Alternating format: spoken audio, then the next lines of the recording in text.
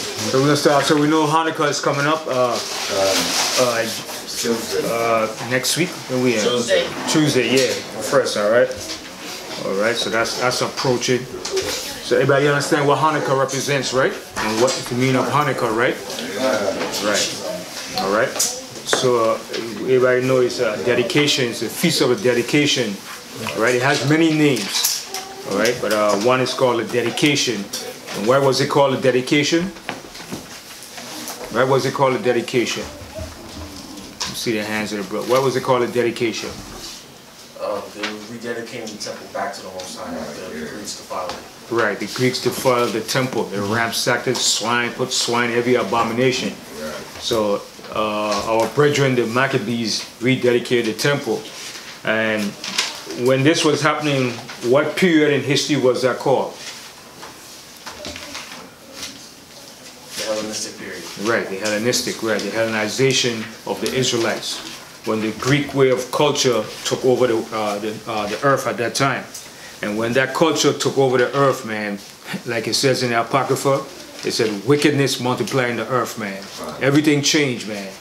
The whole course of nature and the natural way of life, that even some of the other nations, even though they were doing things that was contrary to the Most High, it wasn't like when the Greeks and the Romans came on the scene, man. They just changed and turned everything upside down, man. You know? So that was one of the reasons why the Maccabees had to rededicate the temple. I mean, as bad as the Babylonians and Assyrians were, they never brought swine into the temple and offered swine into the Most High temple, man. They didn't do that stuff, man. You know?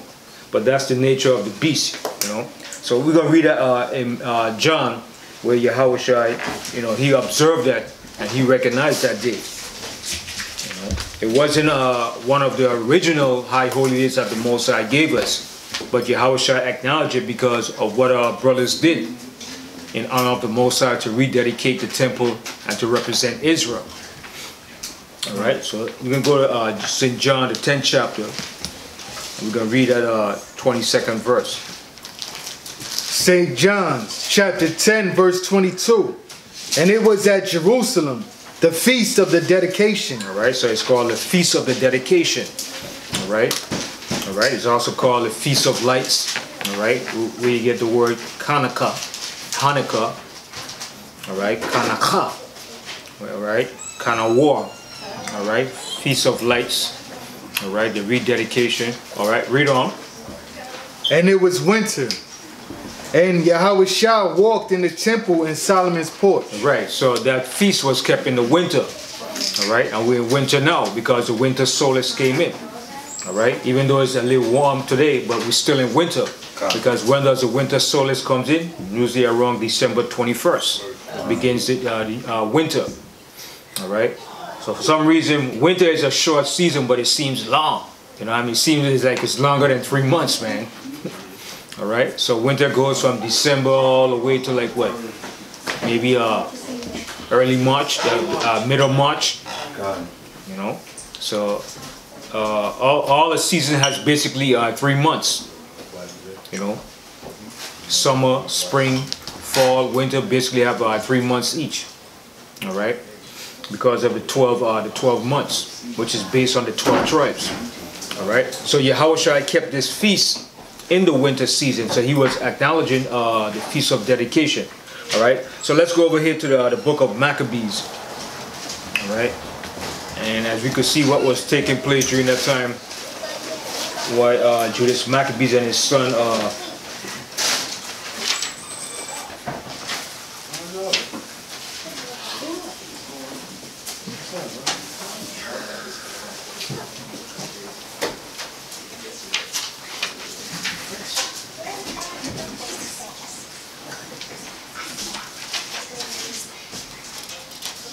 to get a general idea, let's go over to the first chapter, right?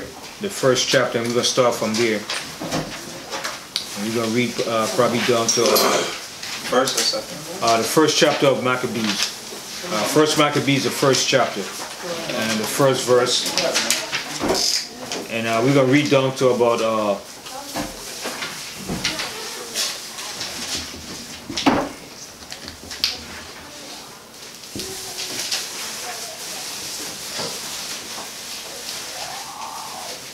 All right, I'll tell you. So let's start off. First Maccabees, the first chapter. All right, first chapter and the first verse here. First Maccabees, chapter 1, verse 1.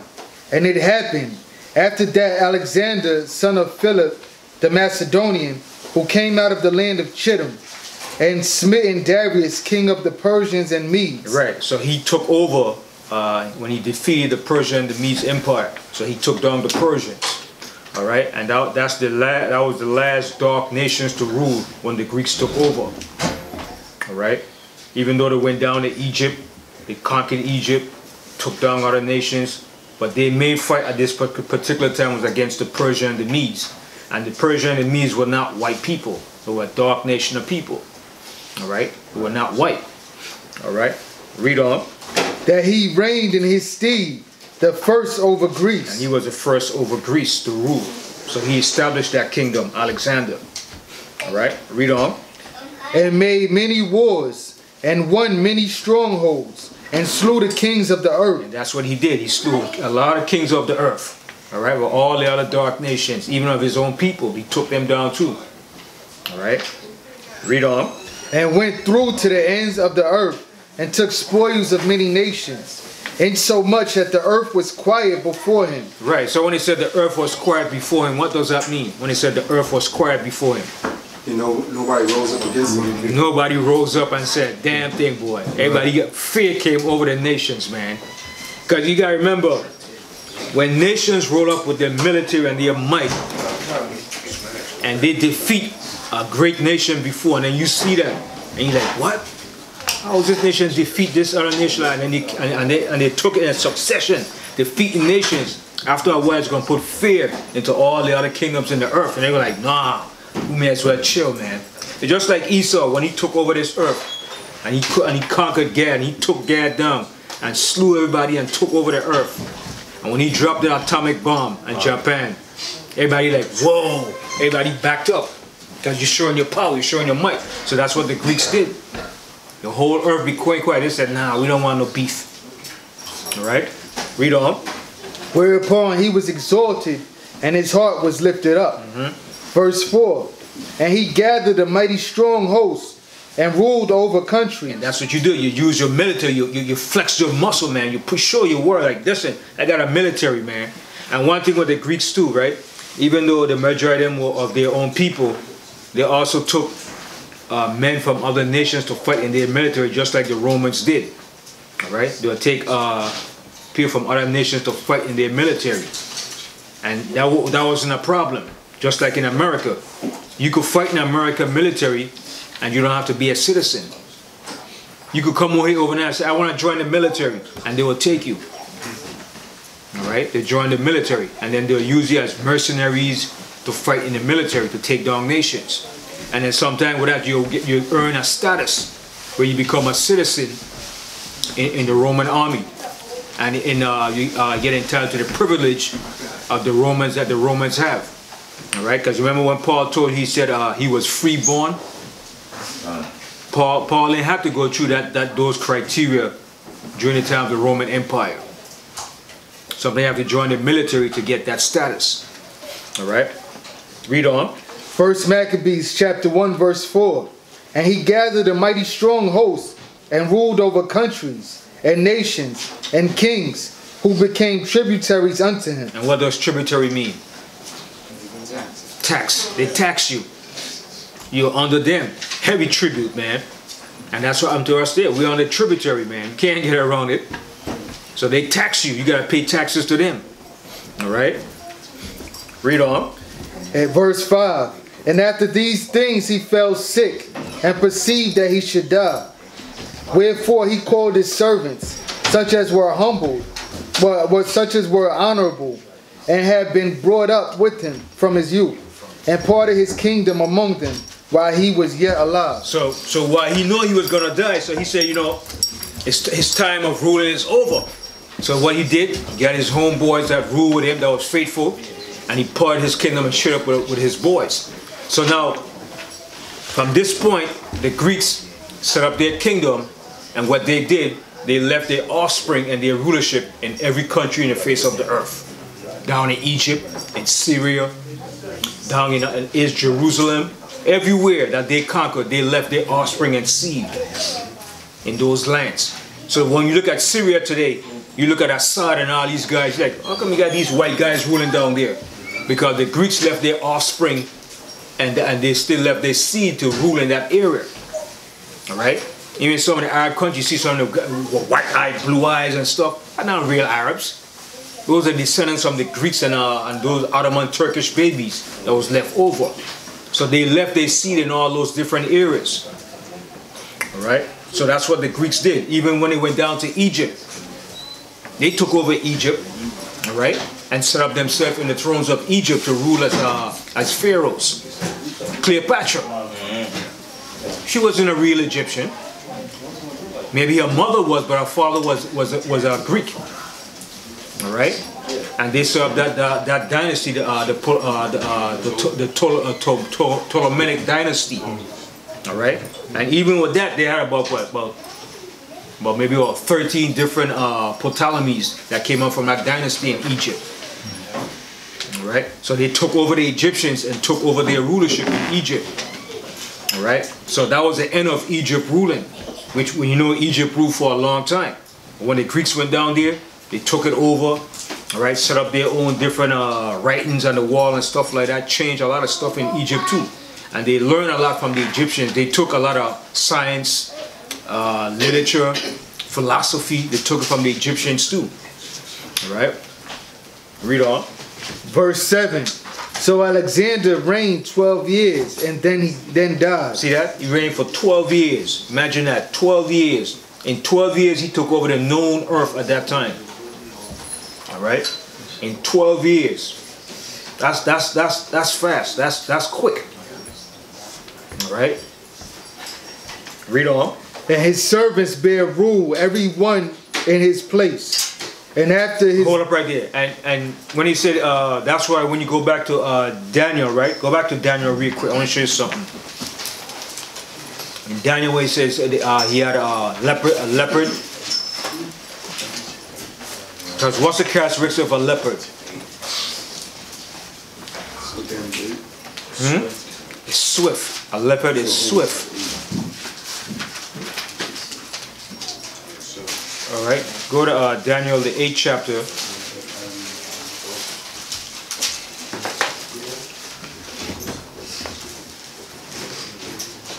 Actually, go to the 7th chapter, and then we come back here to the 8th. Go to the 7th chapter.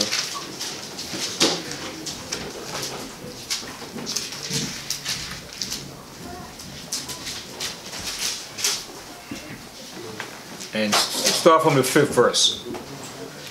Daniel chapter 7 verse 5. And behold, another beast, a second like to a bear, and it raised up itself on one side. This was the Persia and the Medes kingdom, all right, that came up together. So the Medes came up, then the Persians came up eventually and took over the Medes. All right, they were kingdoms together. All right, read on. And it had 3 ribs in the mouth of it, between the teeth of it. And when it says they had 3 ribs in the mouth of it, between the teeth, what was those 3 ribs that he had in his mouth? The other empires. Right, the other empires that they took down. All right, which was who? Egypt and Syria. Right, and those areas, right, they took those kingdoms down. All right, read on. And they said thus unto it, arise, devour much flesh. Take over much kingdoms and rule. All right, because that's the power the Most High gave them. Whenever a kingdom comes to rule, it's not on their own accord. It's through the power of the Most High. God. All right, read on. Verse 6. After this I beheld, and lo, another like a leopard. Right, and this was Alexander, like a leopard. He came swift. All right, read on. Which had upon the back of it 4 wings of a fowl. Right, and the 4 wings represents his 4 generals that were incorporated with him when he took over the earth. All right, read on. The beast had also 4 heads, and dominion was given to it. Right, the 4 heads were the 4 generals that took over the different parts of the earth, and they had dominion in those regions. All right, now go over here to the 8th chapter, right?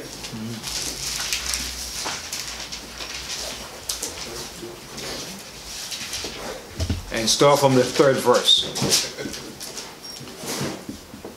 Daniel chapter 8 verse 3.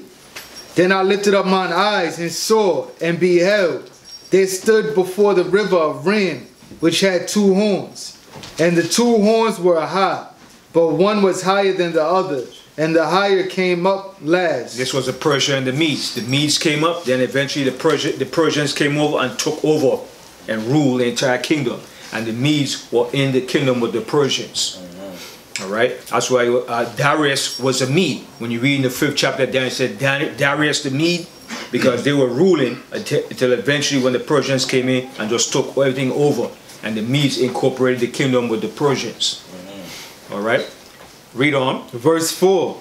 I saw the ram pushing westward and northward and southward. So these are all the different directions that they took over in the earth. East, west, north, and south. They were moving fast. Alright? Read on. So that no beast might stand before him. No beast was able to stand before them. And if you did, you were crushed. Alright? Read on. Neither was there any that could deliver out of his hand. But he did according to his will and became great. And as I was considering, behold, and he-goat came from the west. Right. When you say the he-goat, who was this he-goat? Alexander. And he said he came from where? West. The west. Alright? Over there, west. From that era over there, from Macedonia. So he came from the west, coming over to the east to conquer. Alright? Read on. On the face of the whole earth, and touched not the ground. So what do you mean he said he touched not the ground? He's moving swiftly. He was moving so swiftly. So swiftly, man. I said he was just taking kingdoms down at a rate he was doing it, man. Alright? And remember, his military was disciplined too. They were well disciplined, man. Alright? Read on. And the goat had a notable horn between his eyes. And he came to the ram that had 2 horns, which I had seen standing before the river, and ran into him in the fury of his power. Ran into him. You ever see 2 rams in the bucket? So he ran into the Persian and Medes Empire and crushed them, man. Alright? It's at one point Darius ran from Alexander, man. He ran. He was running, man. You understand? Alright? Read on. And I saw him come close unto the ram, and he was moved with choler against him. Hatred. Alright? And smote the ram. Man, he smoked the ram. Kill him. Alright? Read on. And break his 2 horns. And break their power. Horn represents their power. He took down their power. Alright? Read on. And there was no power in the ram to stand before him, but he cast him down to the ground and stamped upon him. So he stamped upon him. What did he stamp upon them? Taxes, right? And what else? Influence. Influence of what? Greek culture. Hellenization. Right. Alright? Read on. And there was none that could deliver the ram out of his hand. Therefore the he-goat waxed very great. So the he-goat waxed great. Alright? Read on. And when he was strong, the great horn was broken. So when he became strong, then it became broken. So when it was time for him, he got weak. He was sick. And he died, which is Alexander.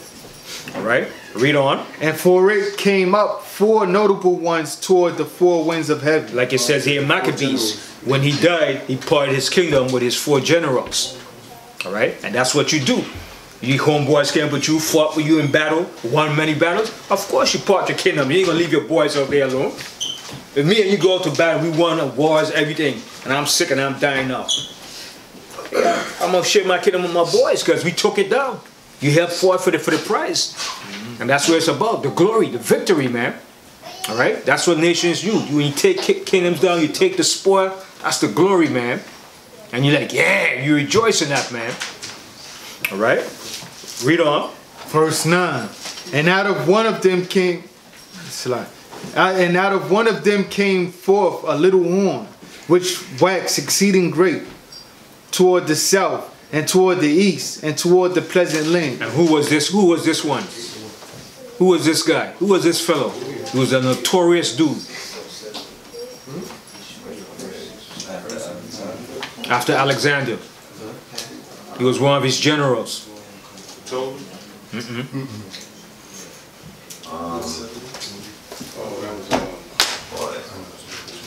Y'all know who it is. His name was famous. Caesar? No.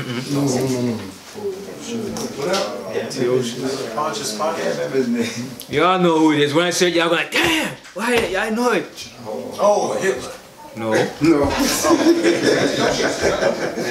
Who said it? Antiochus Epiphanes. You gotta know that name. You gotta know that guy. That guy put hell on Israel, man. You gotta know that name. That name goes down in history, brother. Antiochus Epiphanes. His name went down in history in Israel, brother. He put hell on Israel, man. You understand? I think the most I can remember from now until eternity, man, what he did to Israel, man. You know, that dude put hell. And we're going to read about it here when we go back to Maccabees, man. And I was one of the reasons why Judas Maccabees set up the Feast of Dedication, because of what he did, man. His reign was pure hell, man. His name alone means what? God manifested. God manifests. I'm God on earth. You niggas gonna bow to me. Alright? So let's go back to Maccabees. That's the first Antichrist? Hey, he put hell on the earth, man. So like where I left off. So we left off on what? Read the 7th verse again. First Maccabees chapter 1 verse 7. I tell you, read the 6th verse again. Yeah, the 6th verse. First Maccabees chapter 1 verse 6. Wherefore he called his servants, such as were honorable, and had been brought up with him from his youth. So from his youth, they came up together. So they were training together, doing things together from the youth, from a young age. Because the Greeks and them started training when they were young, from like 10 years old and even younger. All right? And that's something that all nations did. They trained from young. When they knew that you had that spirit to be a warrior, you went out to train daily, man. So they were trained together. Even they showed that movie with 300. 300, and there was another one with what's his name? What's the one that married to? What's his name? The Trojan? He played in Alexander. No, it's Alexander. What's his name? Gladiator. No, not Gladiator. Colin Farrell. No, not Colin Farrell. He was married to Angelina Jolie. What's his name? Brad Pitt. Troy. Right. Yeah, see that one when they were training from a young age? Yeah. And see how he played that part? He played a good part in that too, man. Yeah, Brad Pitt. Yeah. All right. So what? So from their youth they came up together. They were doing this thing from a young age, man. All right. Read on. And parted his kingdom among them, while he was yet alive. So Alexander reigned 12 years and then died. And his servants bare rule, every one in his place. And after his death, they all put crowns upon themselves. See, and this is something that the Greeks got from the other nations too, wearing crowns. But who was the only nation that didn't wear crowns upon their heads? Greeks. No, they're showing the Greeks did it, but it was another nation that never wore crowns. Who was it? And it made them different from, that's why I say it made them diverse from all the other kingdoms.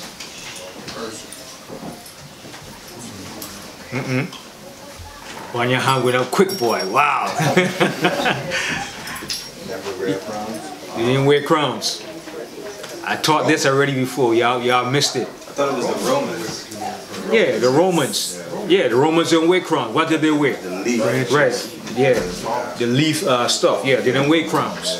That's why I said they were diverse from all kingdoms. Because the way they set up their kingdom, it was set up on a democratic based system, the same way America is set up.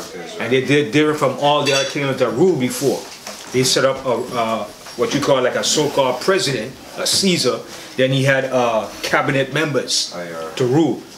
All right, they had a Senate, just like America, the same thing. Senate and what they had, you got the Senate and your Congress. Right. All right. Read on. Verse 9. First Maccabees chapter 1 verse 9. And after his death they all put crowns upon themselves. So did their sons after them many years. And evil were multiplied in the earth. That's it. And evils were multiplied when they took over the earth, man. Evils were multiplied. All right. Read on. Verse 10. And there came out of them a wicked root. Here he is right here. Here, right here. This the man here. Don't forget that name in history, man. All right? That's going to be on a test one of these days. Remember his name. All right? Go ahead. Antiochus, surnamed Epiphanes, son of Antiochus the king, who had been in hostage at Rome. And he reigned in the 137th year of the kingdom of the Greeks. So that's when he reigned. All right? Read on. Verse 11.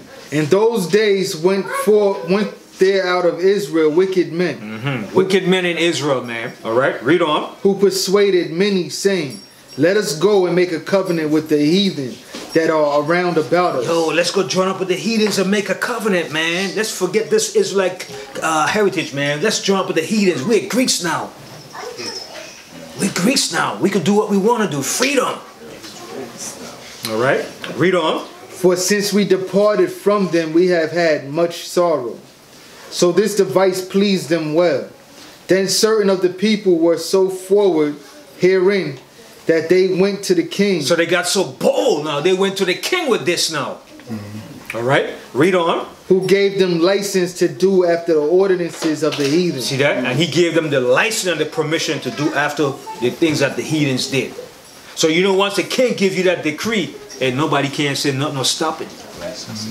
All right? License to do wicked, to sin, man, to do evil, to be uncircumcised, to eat pork, to do anything you want to do, man. Freedom of, what's the word they use? It's a word they use, the choice to do what you want to do. Do as thou will. Yeah.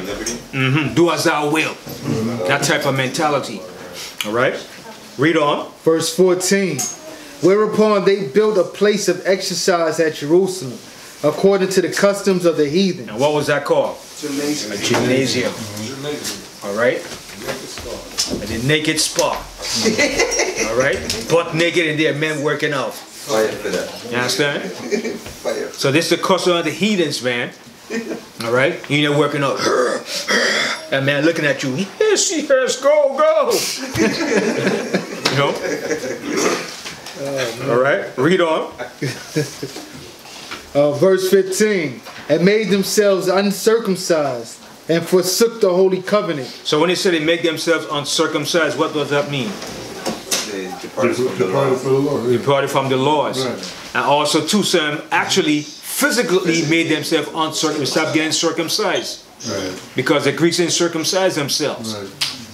So Israel said, oh, we're going to do the same thing too. We're Greeks. All right? Read on. And joined themselves to the heathen and were sold to do mischief. See? And sold to do mischief, man. That sounds like Israel to you, man. All right? That's what the Most High said. We are wise to do evil, but to do good we have no knowledge, man. All right? Read on. Verse 16. Now when the kingdom was established before Antiochus, he thought to reign over Egypt, that he might have the dominion of 2 realms. So he wanted dominion of Egypt and of Jerusalem. All right? Because remember now the Greeks went down to Egypt, took over Egypt now. All right? So Egypt was under the hands of the Greeks now. The whole culture of Egypt has changed. All right? Read on. Wherefore he entered into Egypt with a great multitude, with chariots and elephants and horsemen and a great navy. He had a great navy. All right? Navy's been around for a long time, man. And a navy is maritime is one of your greatest force to conquer a nation. You could conquer a nation by land, but if you don't have a navy, it's impossible. Why do you think Esau over here in America is so successful in winning wars? Because he has fleets and battleship, and he also has what? What does he has? He has bases in every country. Bases. You need bases in every country to win battles and wars. If you don't have a base, you can't go in and take over a country. But let's say they want to fight against China, right? Do they have bases close to China? Yeah. Yeah. Name some of the bases they have close to China. Hawaii. They got bases in Turkey. Afghanistan. And where else? But close to China, around the area of China. What base is close to China? Right. South Korea, Japan. or can the Indians in all those areas to take over the nations. All right. So how you think you would say Ephraim to go into Afghanistan and Iraq? Because he has his naval forces. With the ground forces, it'll take longer. But with your naval forces, you could go in and take it down. Just what Antiochus did here. He said he went in with what? A great navy into Egypt. All right. Read that verse again. Verse 17. Wherefore he entered into Egypt with a great multitude, with chariots and elephants and horsemen and a great navy. A great navy. You need that navy to get in there. All right? Because you move faster with the navy than you do on foot. All right? Read on. Verse 18. And made war against Ptolemy, king of Egypt. And that's his homeboy. That's his homeboy. You understand? He made war against him. All right? Read on. But Ptolemy was afraid of him and fled, and many were wounded to death. Thus they got their strong cities in the land of Egypt. So he got Egypt. He got a stronghold in Egypt. All right, read on. And he took the spoils thereof. And the spoils is the riches. All right, read on. And after that Antiochus had smitten Egypt, he returned again in the 143rd year, and went up against Israel and Jerusalem with a great multitude. He's coming for us now. Come up against us now. You Negroes, I'm coming for you. All right, read on. And entered proudly into the sanctuary. See what he did? Entered proudly into the sanctuary. He didn't come in with no fear or nothing. He went in proudly. Typical Esau, man. All right, read on. And took away the golden altar and the candlestick of light and all the vessels thereof. Took everything away, man. All right, read on. And the table of the shewbread and the pouring vessels and the vials and the censers of gold and the veil and the crowns and the golden ornaments that were before the temple, all which he pulled off. Took it down, pulled it off, man. He said, come on, you guys gonna learn Greek culture now. Enough of this Hebrew. Enough of this Hebrew culture. You guys gonna be Greeks. You're gonna be Hellenized. And he stamped it down, man. All right? And up to this present day, we still Hellenized too. We still Hellenized, man. Believe it or not. All right? Read on. Verse 23. He took also the silver and the gold and the precious vessels. Also he took the hidden treasures which he found. And when he had taken all away, he went into his own land, having made a great massacre and spoken very proudly. Yeah, he spoke very proudly. I'm the greatest. I took everybody down. He was boasting. All right, read on. Therefore there was great mourning in Israel, in every place where there were, so that the princes and elders mourned. The virgins and men and young men were made feeble, and the beauty of women was changed. It's changed. All right, read on. Every bridegroom took up lamentation, and she that sat in the marriage chamber was in heaviness. Yep, no more good times, in heaviness. So if you're a bride getting married, about to get married, it was ruined, it was over. All right, because that's the greatest one for a woman when she's getting married, right? She have all what you call the bridesmaids and everybody. She's good, food, everything, family. That's like the greatest moment when she's getting married. Yeah. There been a lot of them bridesmaids. They also got raped too. Yeah. That's with that heaviness. They got raped before they got married. Yep. And all of them were virgins. Yep. Came here and destroyed everything, man. They made a mess, man. All right. Read on. Verse 28. The land also was moved for the inhabitants thereof, and all the house of Jacob was covered with confusion. Yeah, it was confusion in Israel, man. All right? Pure confusion, man. Some people want to keep the ways of the Most High, and some like, nah, we don't have to do that no more. We're Greeks now. We got license from the king to be a Greek. Can you imagine that, man? And they proudly rejoicing in that, man. We're Greeks now. All right, and that was one of the biggest things that Paul has to contend and deal with Israelites that were into that Greek culture. All right, it was a big thing, man. That was a big thing in Israel, and that was like a division amongst Israel. All right, read on. Verse 29. And after 2 years fully expired, the king sent his chief collector of tribute unto the cities of Judea, who came in unto Jerusalem with a great multitude. Yep, here comes the IRS. Tax time. I'm come to tax you now. Where's my money? All right, read on. And he spake peaceable words unto them, but all was deceit. So you see, he came with peaceable words, but all was with deceit. All right, read on. For when they had given him credence, he fell suddenly upon the city and smote it very sore, and destroyed much people of Israel. And when he had taken the spoils of the city, he set it on fire, and pulled down the houses and the walls thereof on every side. But the women and children took they captive and possessed the cattle. Then built they the city of David with a great and strong wall, and with mighty towers, and made it a stronghold for them. And they put therein a sinful nation, wicked men, and fortified themselves therein. See that?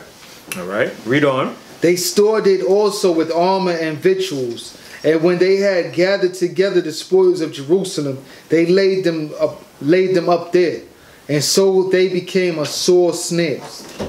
For it was a place to lie in wait against the sanctuary, and an evil adversary to Israel. Thus they shed innocent blood on every side of the sanctuary, and defiled it, insomuch that the inhabitants of Jerusalem fled because of them. Whereupon the city was made an habitation of strangers, and became strange to those that were born in her, and her own children left her. Right, so everybody left. Everybody left off from the customs, the traditions, all right, and just went their own way and forsaken the way that the Most High gave us. All right, read on.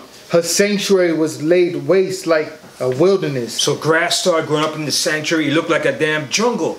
You ever see down in Mexico the ruins from the Aztec Empire? Now it's starting to grow up grass and everything in it. That's what happened to it, because it became desolate. Everybody just forsook it. All right, read on. 1 Maccabees chapter 1 verse 39. Her sanctuary was laid waste like a wilderness. Her feasts were turned into mourning, her Sabbaths into reproach, her honor into contempt. As had been her glory, so was her dishonor increased, and her excellency was turned into mourning. Moreover, King Antiochus wrote to his whole kingdom that all should be one people. You see that? Everybody should be one people. No more, you no more Hebrew Israelite, you no more this. Everybody's a Greek now. You're all Greeks. United under the Greek fashion. All right, read on. And every one should leave his laws. So all the heathen agreed according to the commandment of the king. Yea, many also of the Israelites consented to his religion. See, and many of our people consented to his way of life. All right, read on. And sacrificed unto idols, and profaned the Sabbath. For the king has sent letters by messengers unto Jerusalem and the cities of Judah, that they should follow the strange laws of the land. All right. So now this is the reason. Read on down. Yeah, read on down. Right. And forbid burnt offerings and sacrifice and drink offerings in the temple, and that they should profane the Sabbaths and festival days, and pollute the sanctuary and holy people, set up altars and groves and chapels of idols, and sacrifice swine's flesh. See what he's doing? Sacrificing swine's flesh, man. All right, and you know, and Esau had the same mentality. He said, Esau said, I think it was one of his military men or soldiers said, okay, all these Arabs over here fighting, they claim they're Muslim, right? How will we make them surrender? He said, you know what we do? Go in there and put swine, or dip the bullets in blood, with swine's blood, and shoot them with it. All right? Since they want to die for God, we put pig's blood and swine. All right? And that's the same mentality they had back then. They still did the same thing too. All right? Sacrifice swine flesh all over the altar because it polluted us. All right? Read that verse again. 1 Maccabees chapter 1 verse 47. Set up altars and groves and chapels of idols, and sacrifice swine's flesh and unclean beasts. that they should also leave their children uncircumcised. See? So the young men will stop being uncircumcised, being circumcised. All right, read on. And make their souls abominable with all manner of uncleanness and profanation.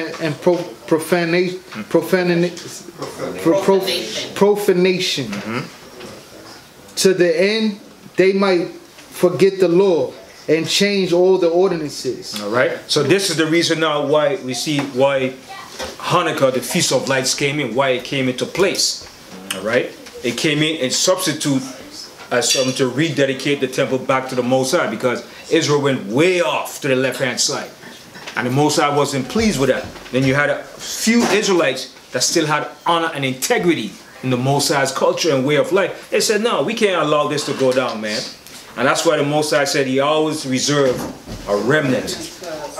Always reserve a remnant, because if he didn't leave a remnant, he said we'll all be at Sodom and Gomorrah, man. So that's why the Most High always have a remnant of Israel that will not go into the way of the heathens, man. And the Most High, from way back then, even until this present day, the Most High still has a remnant. All right? And this remnant said, hell no.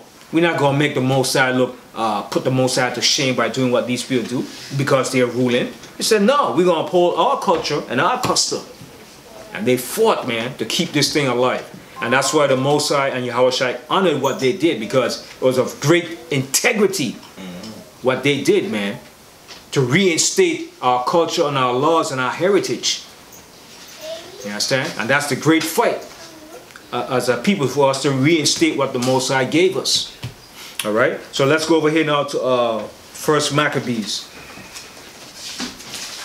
First Maccabees, the 4th chapter.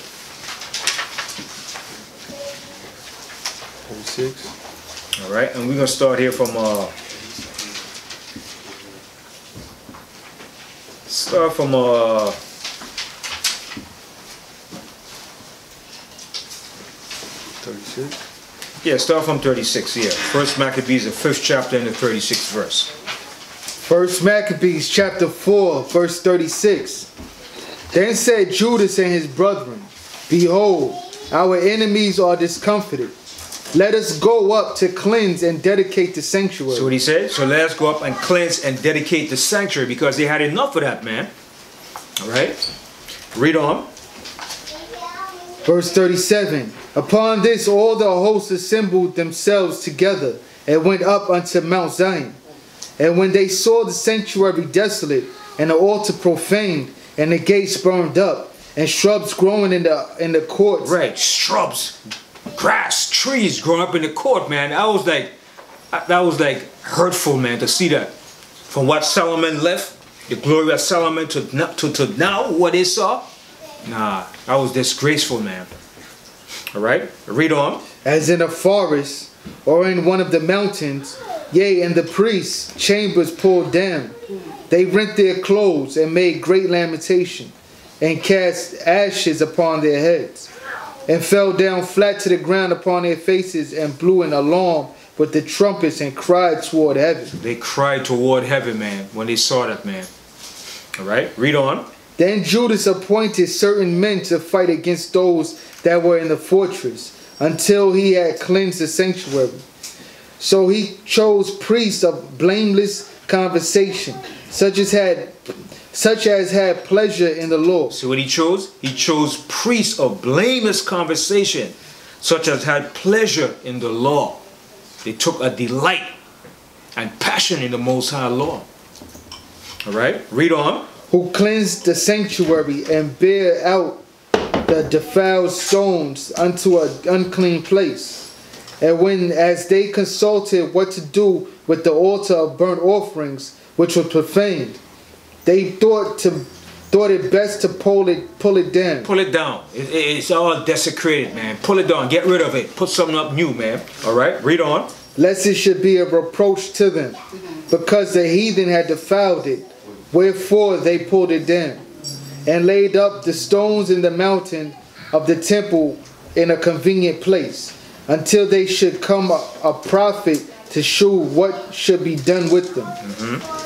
Then they took whole stones according to the law, and built a new altar according to the former, and made up the sanctuary, and the things that were within the temple, and hallowed the courts. They made also new holy vessels. Into the temple they brought the candlestick, and the altar of burnt offerings, and of incense, and the table. And upon the altar they burned incense, and the lamps that were upon the candlestick they lighted, that they might give light in the temple. Right, so it gave light into the temple when they lit it up. Yeah. All right, read on. Verse 51. Furthermore, they set the loaves upon the table and spread out the veils, and finished all the works which they had begun to make. Now on the 25th day of the 9th month, which is called the month Casliel, in the 148th year, they rose up betimes in the morning, and offered sacrifice according to the law upon the new altar of burnt offerings which they had made. Look at what time and what day the heathen had profaned it. Even in that was it dedicated with songs and citherns and harps and cymbals. Then all the people fell upon their faces, worshiping and praising the Most High of heaven, who had given them good success. And so they kept the dedication of the altar 8 days. So they kept this dedication for 8 days. All right, read on. And offered burnt offerings with gladness, and sacrificed the sacrifice of deliverance and praise. They decked also the forefront of the temple with crowns of gold, and with shields, and the gates and the chambers they renewed, and hanged doors upon them. Thus was there very great gladness among the people, for that the reproach of the heathens was put away. Right, so they put away the reproach of the heathen. Right, they put a stop to the heathen reign and madness, man. All right, read on. Moreover, Judas and his brethren with the whole congregation of Israel ordained that the days of the dedication of the altar should be kept in their season from year to year by the space of 8 days. Right, so they set this up in honor of the Most High and integrity of Israel, to give that honor back to the Most High for what the Greeks did to the temple. All right, so this was not one of the high holy days that the Most High gave us. This was done in our honor and integrity back to the Most High, to show the Most High our gratitude and love for Him as a nation of people. All right, read on. I'm sorry, that from the side. Verse 59. Moreover, Judas and his brethren with the whole congregation of Israel ordained that the days of the dedication of the altar should be kept in their season from year to year by the space of 8 days, from the 5th and 20th day of the month Caslu, with mirth and gladness. All right, so this day was kept with mirth and gladness. All right, read on. Verse 60. At that time also they built up the Mount Zion with high walls and strong towers round about, lest the Gentiles should come and tread it down, as they had done before. And they set there a garrison to keep it, and fortified Bethsura to preserve it, that the people might have a defense against Idumea. Right, against the damn Edomites, because they were always a threat to Israel, always want to come in and take us down. All right, so this what they did in honor of restoring what the Most High gave us. And this was a great thing that they did, and the Most High honored what they did. That's why when you go over here to the Apocrypha, let's go to Ecclesiasticus, right?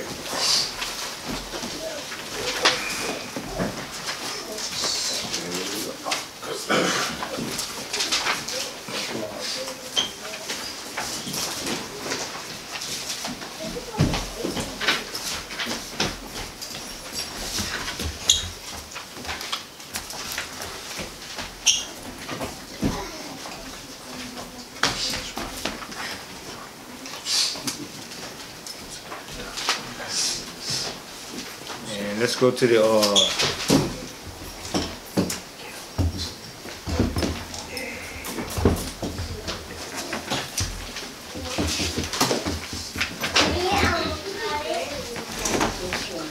let's go to the 44th chapter of Ecclesiasticus. All right, and let's read that first verse down to the You know what? The whole thing is good because it tells you, it tells you about the honor and integrity of these great men that made sacrifice for Israel. So let's start from the first verse of the 44th chapter. The book of Sirach, chapter 44, verse 1. Let us now praise famous men and our fathers that begat us. The Most High hath wrought great glory by them through his great power from the beginning, such as did bear rule in their kingdoms, men renowned for their power, giving counsel by their understanding, and declaring prophecies, leaders of the people by their counsels, and by their knowledge of learning meet for the people, wise and eloquent in their instructions, such as found out musical tunes. See that? So you see, it's such as found out musical tunes. Do we like music? Yeah. We appeal of music too. They sought out musical tunes. They made musical tunes, man. All right? And you can see it all throughout wherever we are. We appeal. We love music and we could create music, man. Because I'm going to show you something. You know what's unusual too? You ever see Trinidad? How they made music from a steel pan? That's unusual. Nobody else has ever done that, you know. That's unusual how they made the steel drums. How they go ahead. The steel pan is tuned to the piano. Yeah, and the way they did it, man, it's like the history behind it, man. Is like who came up with the idea, man? You know, and in order to fine tune, you have to heat the drum. You have to heat it with fire until you get to a specific tune where you could hit every tune, and every note that you hit has a specific note to it, man. I showed you that we are musical people, and they made tunes from that, man, with that steel pan, man. When you hear a steel pan playing, man, you're like, what's that? But it's made from drums, from oil drums, you know. And they started about like what, back in the 50s, right? In the 50s. In the 50s, yeah. You know, because they were changing the dynamics of the calypso music into different what they call genre. You know, and when they came up with that steel pan, it was unique, man. It was different from everybody else type of music. Not even Africa even did that, man. You understand? Yeah, man, it's something else. So most I say we're pure musical tunes, man. We could create music, man, just from a heartbeat, man. We don't have to go to school to learn music. That comes natural with us, man. Just like R. Kelly. R. Kelly never went to school, but he's a musical genius, man. R. Kelly is good, man. You know? Yeah. Even the xylophone, we made that too. Yeah. Yeah, the xylophone, yeah. Yeah. Yep. A lot of great musicians never went to school to learn music. It's just natural. What's his name that plays what's his name that plays the trumpet, Ash? Louis Armstrong. Louis Armstrong is another one to Miles Davis. Miles Davis. He never went to school to learn that. What's the other one named too? Charlie Parker. Yeah. Monk. What's his name? Monk. Those guys never went to school to learn that, man. Yeah. You understand? So read a verse again. Book of Sirach, chapter 44, verse 5. Such as found out musical tunes and recited verses in writing. Recited verses in writing. Imagine that.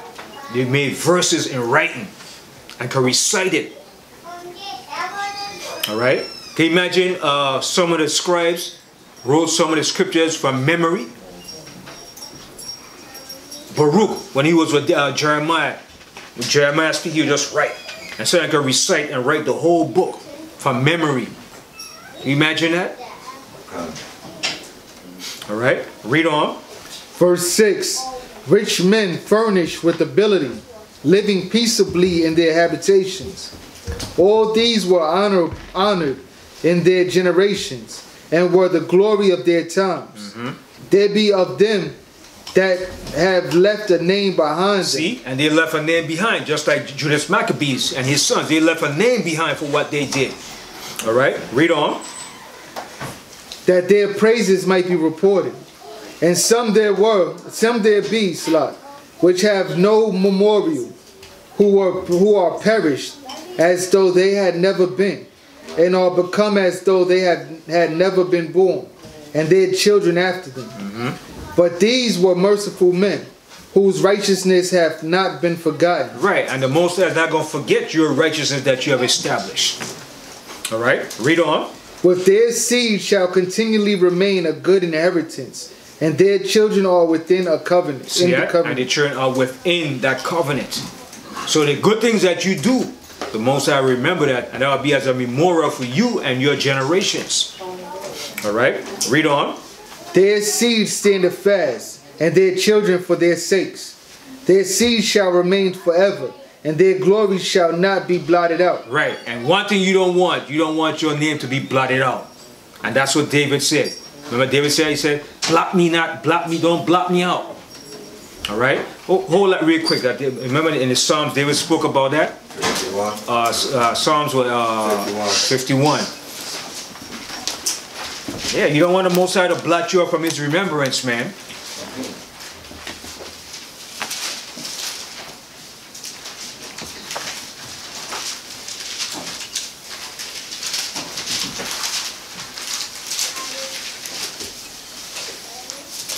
Psalms, go right here. Verse 1. Come. Oh no. Yeah, read the first verse here. Psalms 51 verse 1. Have mercy upon me, O Yahweh, according to thy loving kindness, according unto the multitude of thy tender mercies. Blot out my transgressions. So he said, blot out my transgressions. Because you don't want the Most High to blot you up, man. All right? That's why the Most High said a book was written in heaven and names thereon. If your names is not written in that book, the Most High blot you up, man. You can forget it. All right? Read on. Wash me thoroughly from mine iniquity and cleanse me from my sin. For I acknowledge my transgressions, and my sin is ever before me. Against thee only have I sinned, and done this evil in thy sight, that thou mightest be justified when thou speakest, and be clear when thou judgest. Behold, I was shapen in iniquity, and in sin did my mother conceive me.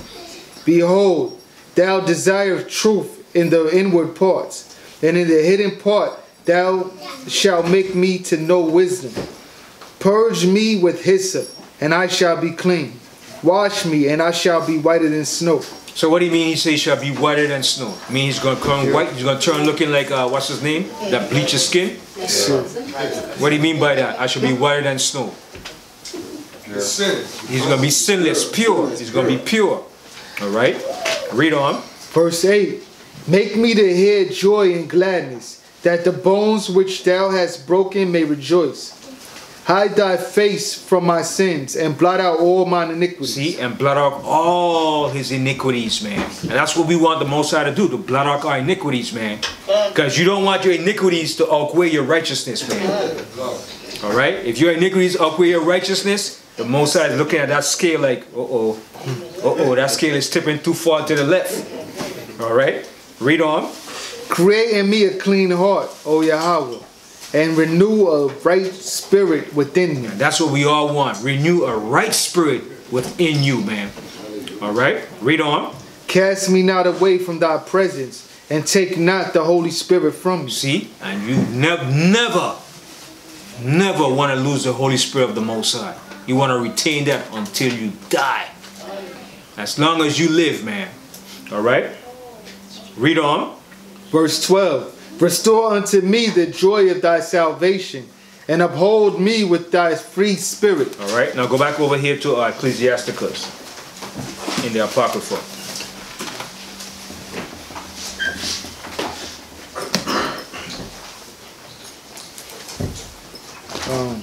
Verse 11. Book of Sirach, chapter 44, verse 11.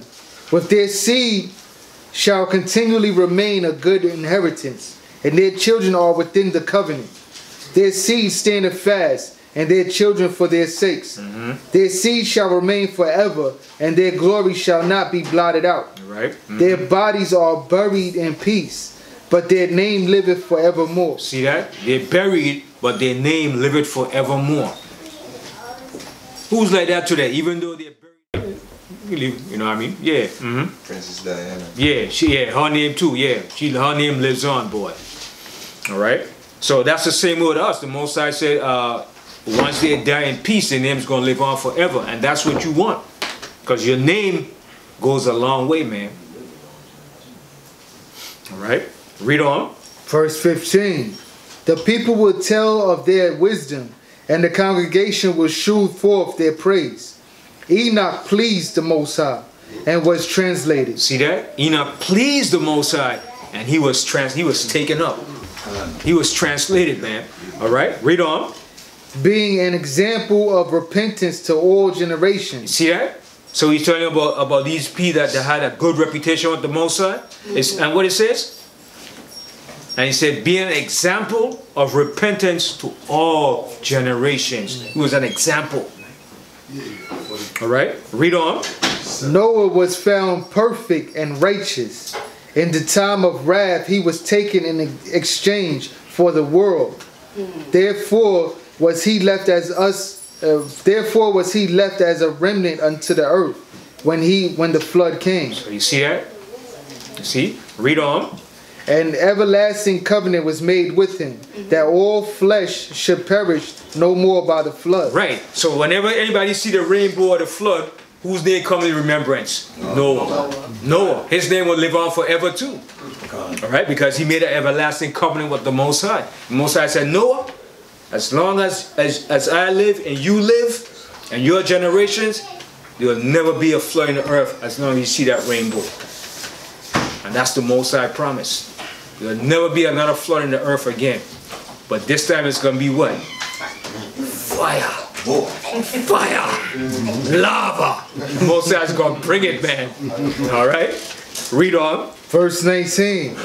Abraham was a great father of many people. See? Read on. In glory was there none like unto him, who kept the law of the Most High. That's right. No, Abraham kept the law of the Most High. Where is that in the scripture? Genesis 26 and 5. Bring it up, bring it up. The Most High said, Abraham was a friend because he kept my law. The Most High honored Abraham for that, man.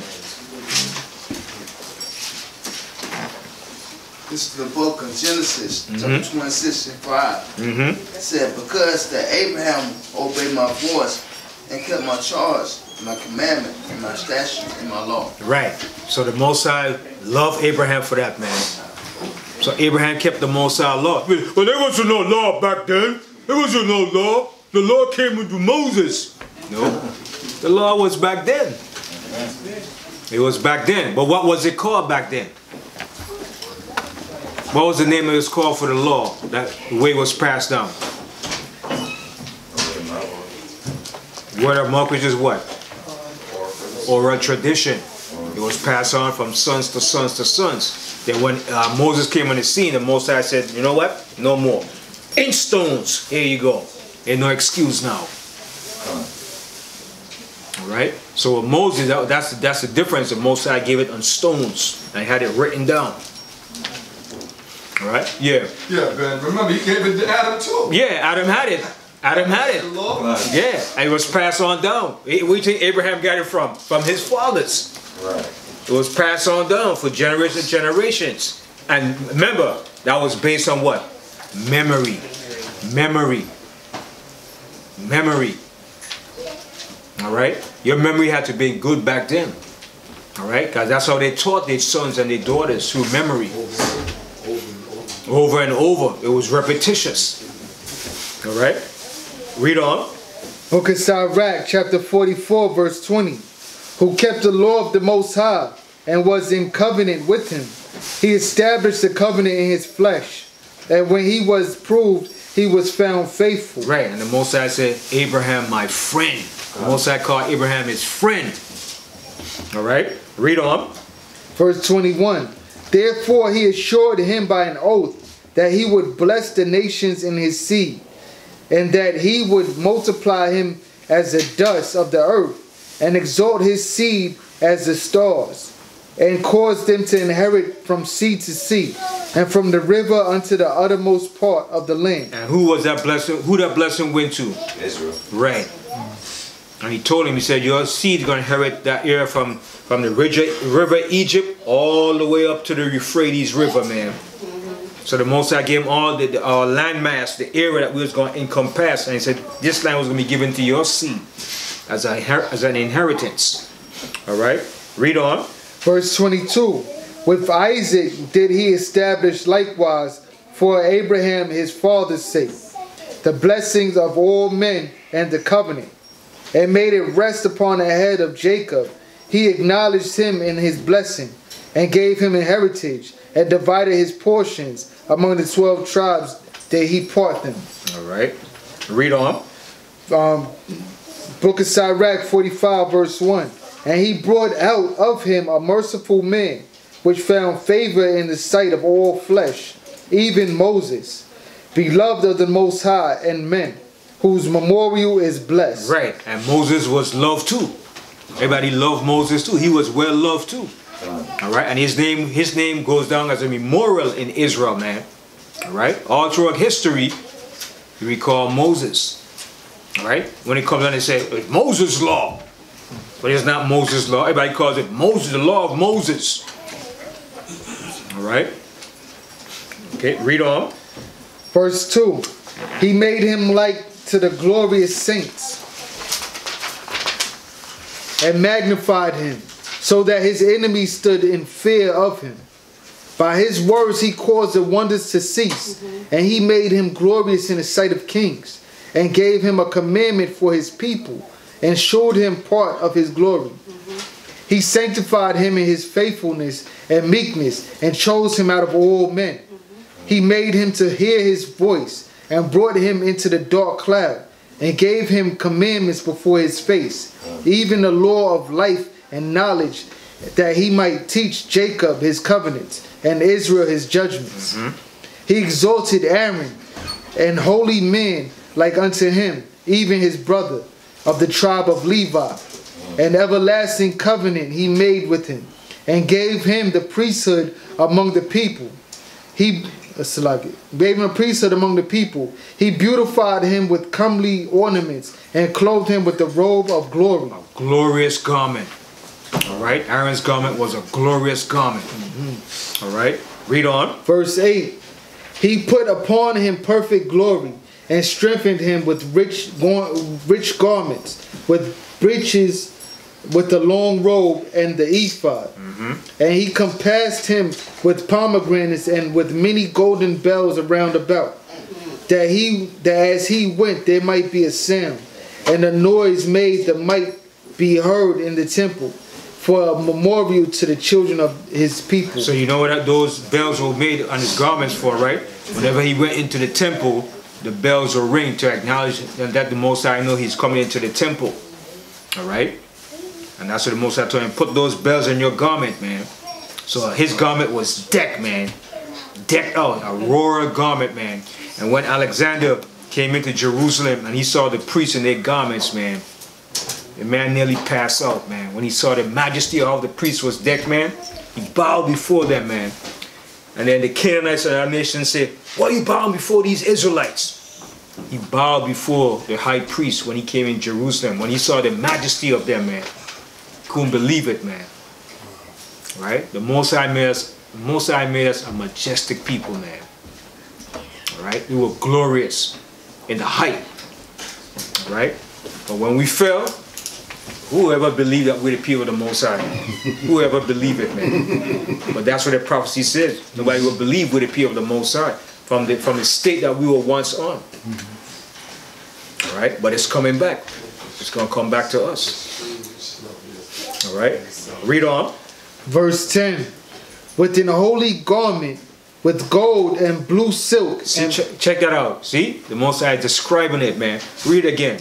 Within a holy garment, with gold and blue silk. Blue silk. You know how expensive silk is? Silk is expensive material, man. All right? Read on. And purple, the work of the embroiderer, with the breastplate of judgment, and with Urim and Thummim. Right. So the Most High decking with gold, blue, and purple. Majestic colors, man. All right. Read on.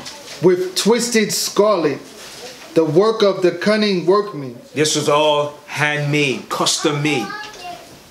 All right. Read on. With precious stones graven like seals. So these stones were engraven into the garment.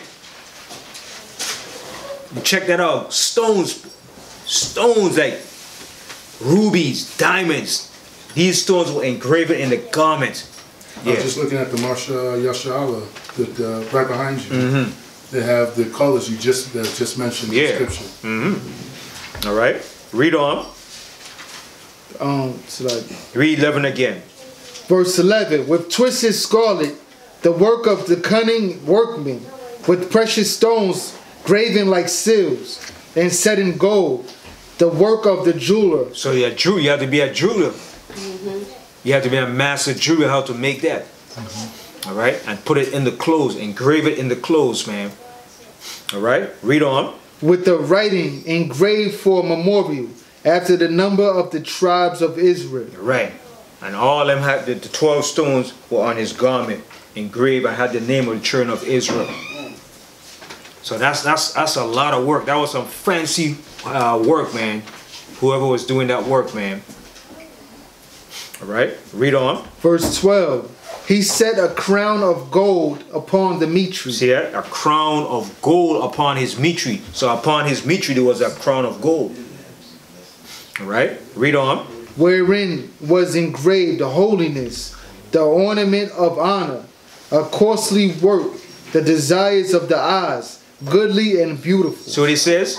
It says an ornament of honor, a costly work. Expensive, man.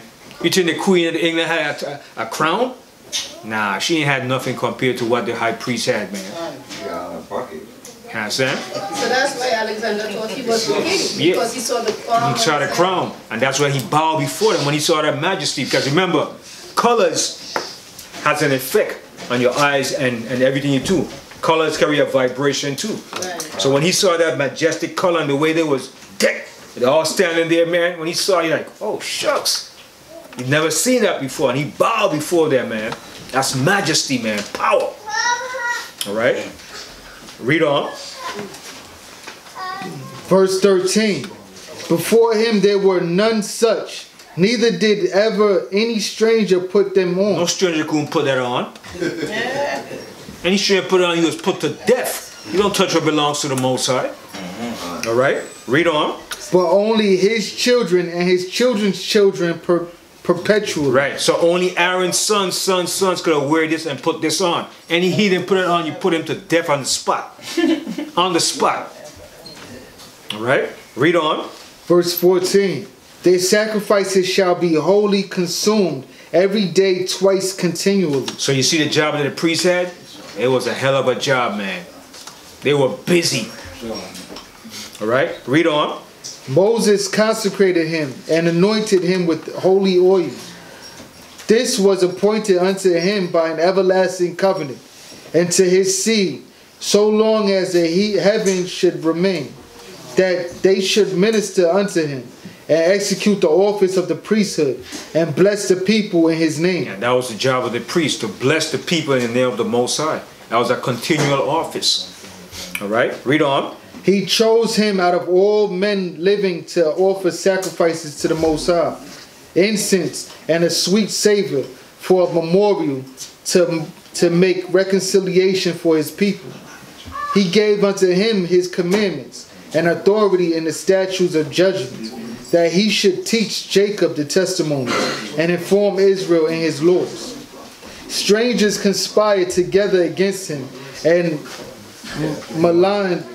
I said it right? Yeah, maligned him in the wilderness, even the men that were of Dathan's and Abiron's side, and the congregation of Kor, with fury and wrath. This the Most High saw, and it displeased him, and in his wrathful indignation were they consumed. He did wonders upon them, to consume them with the fiery flame. All right, so this is what the Most High did to Moses' enemies, those that rose up against Moses in the wilderness. All right, read on. But he made Aaron more honorable, and gave him an heritage, and divided unto him the first fruits of the increase. Especially he prepared bread in abundance.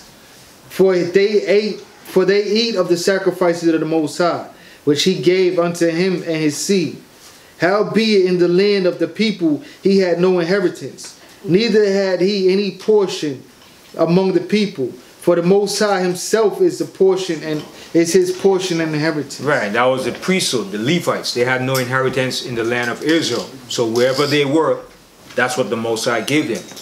All right, they didn't have no significant inheritance like the tribes did. All right, read on. Verse 23. The third in glory is Phinehas, the son of Eleazar, because he had zeal in the fear of the Most High, and stood up with good courage of heart when the people were turned back, and made reconciliation for Israel. See, so the Most High is listing all these men that had integrity and honor and stood for the Most High. All right, and that's the same way you want the Most High to recognize you for your integrity and your honor. All right, read on. Verse 24. Therefore was there a covenant of peace made with him, that he should be the chief of the sanctuary and of his people, and that he and his posterity should have the dignity of the priesthood forever. So you see that? That he and his posterity should have the dignity of the priesthood forever. All right, read on. According to the covenant made with David, son of Jesse, of the tribe of Judah, that the inheritance of the king should be to his posterity alone. So the inheritance of Aaron should also be unto his seed. So every tribe had a specific inheritance that the Most High gave them. What belongs to Judah couldn't go to Levi. What belongs to Levi couldn't go to Judah. Everybody had their own specific inheritance that the Most High gave. Right? What inheritance was given to Judah specifically? To be what? Who said it? Kings. Right, to be kings. The lines of the kings only came out from Judah. All right? And that was given to them as an inheritance. All right? Read on. Verse 26. The Most High give you wisdom in your heart to judge his people in righteousness, that their good things be not abolished, and that their glory may endure forever. All right. So when you read the whole thing, it lists all the men that stood up with character and dignity, and the Most High remember those things. All right. So with that, we will end the class. If anybody have any questions or anything like that, we'll end the class on that topic. All right. So with that, I say shalom. Shalom.